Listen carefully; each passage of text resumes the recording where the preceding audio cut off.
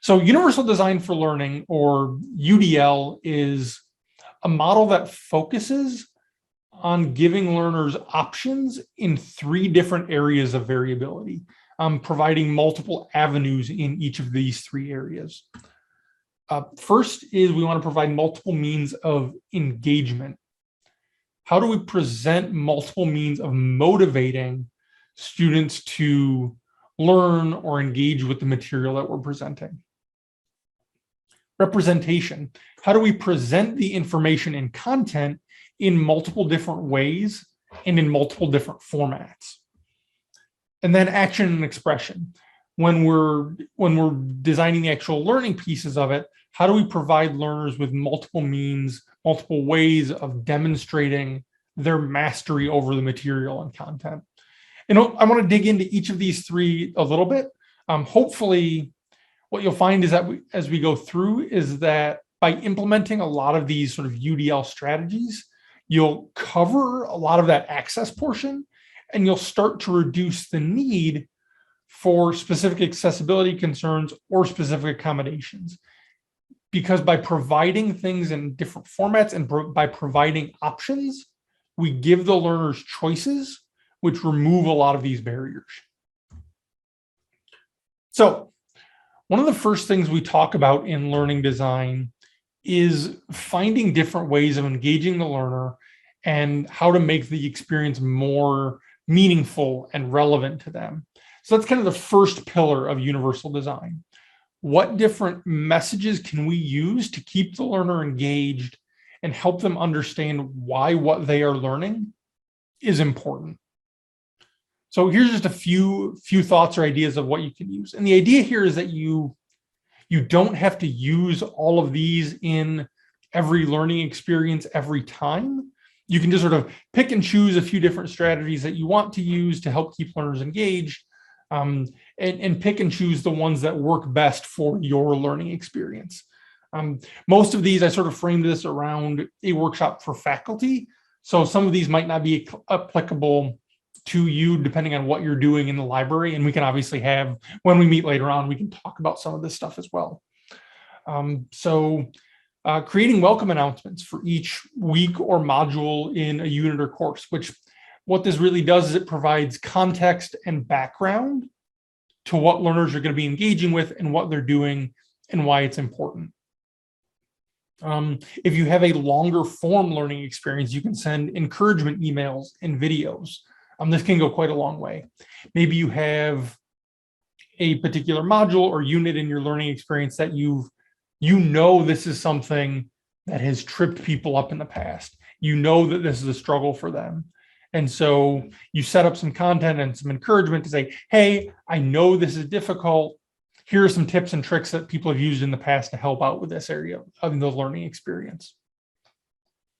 Another big thing is offering learners the opportunity to reflect on what they're learning.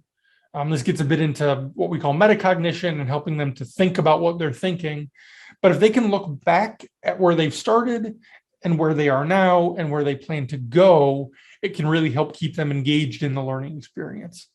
Reflecting on what they're learning and how it's relevant helps them see their whole learning journey in context. Let them use prior knowledge. One of the big things that is incredibly important, particularly for adult learners, is that they come to any given learning experience with knowledge and experience of their own, whether that's from previous educational experiences, whether that's from their careers, whether that's from doing things out in their community or with their families. So give them opportunities in their assignments and in their learning experiences and discussions to use that experience and to show off that experience, right? You'll find that people are much more interested in whatever they're learning if it's directly, if they get to engage with it with something that they've done specifically. And then flip that around. Allow learners to apply what they're learning to their own lives. Build resources and assessments that let them do work out in the community. Let them structure their research around projects that might help their family or their workplace. rather than just doing things like rote memorization or writing an essay or a paper or whatever. If you can allow them to apply what they're doing in a way that will give them a direct benefit in the rest of their lives, learners are much more likely to stay engaged with the experience rather than if it was just you saying, this is important because you're going to need it in your future life or whatever. If you can make them see that and they can apply it themselves, it's much more likely to stick. So next we'll talk about representation. And what multiple means of representation really is how we display and present content to the learner, whether that's within a learning management system, whether that's in a face-to-face setting, whether that's just materials that you've created and then make available to learners to access without your intervention, just however you want to share and present content and learning with people. So one of the first things you can do here is break content into chunks, right? If you have an hour and a half long lecture on here's how to use different library resources and here's how to search article databases and here's how to use all the Boolean options and all that sort of stuff, that stuff can get pretty complex and pretty heady. Maybe someone doesn't have an hour to sit through that entire training or that video. So how can you break that up into 10 or 15-minute chunks that both make it more easily digestible and sort of limit the cognitive load that they encounter, but also allow them to do it within their own time frame? You can add video and audio alternatives to text. This is a big one in online and asynchronous learning in particular. Online learning, just by its very nature, tends to be pretty text heavy. And so finding ways to add video and audio and other media alternatives can give students another way of interacting with that content. And when we're talking about adding video and audio alternatives, we're not talking about sort of alternating between formats. We're not talking about doing like a lecture for one thing and then a journal article for another thing and then a podcast for another thing. No, it's about really providing all of the content in as many different formats as you reasonably can and sort of letting the learner chart and navigate their own way through the course in whatever way works best for them. So if they want to go through the whole course just watching videos, sort of a top tier learning experience would let them do that. Another learner could go through the whole course or the whole learning experience using text handouts, or they can alternate between. That's obviously a lot of work, and we'll talk about how to start doing some of that work a little bit later.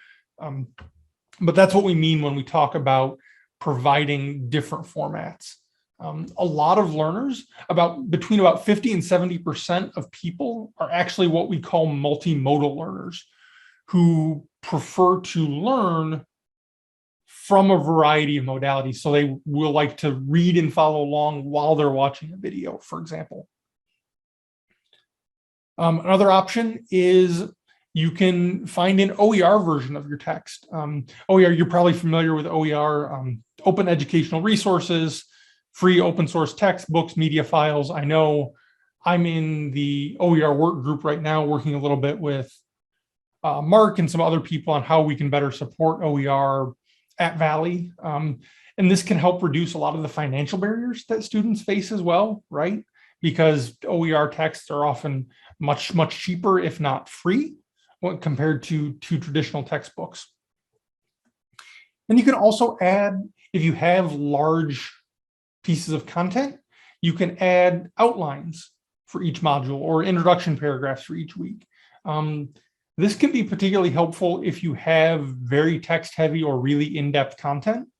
And what this does is it gives learners the opportunity to sort of scan ahead really quick. They can see, oh, this is what we're going to be covering. Maybe I already know a lot about a lot of these particular topics, and so I don't need to spend as much time on this, but oh, maybe this is something that I'm not familiar with. I really want to dig into this particular topic. So you're giving them choices on how and where they want to spend their time in a learning experience by providing them an overview up front of what's going to be covered. And then lastly, we talk about action and expression. This is how we talk about when we talk about student learning. What does the process look like from their perspective? How are they going to demonstrate that they've actually learned what they set out to learn or what you set out for them to learn? So one thing you can do is give learners the freedom to set their own learning goals, right? Obviously, you want to have some input here and you want to probably take some sort of control, and it ends up being a little bit of a negotiated structure. But what do they think is most important about what they're learning? What do they think is most important about a particular topic or concept? Give them the opportunity to explore in the topic in ways that are maybe a little bit outside the beaten path, and then help them to set a goal for how they want to demonstrate that that's what they've learned. But this can help give them some autonomy and freedom in the learning process, which can not only help them stay more engaged, but really help them dig much deeper into the learning experience and come away with something that's relevant. Design multimodal assessments. So maybe what they're learning doesn't have to be demonstrated just by doing well on an exam or writing a paper or any sort of the traditional things that we think about. Maybe they're learners that want to do a video reflection, or maybe some people want to do an infographic or create a podcast or interview some people and host a roundtable discussion. These are all different options for how they can demonstrate that they've mastered and understand the concepts, but it gives them a choice for how they want to demonstrate that mastery.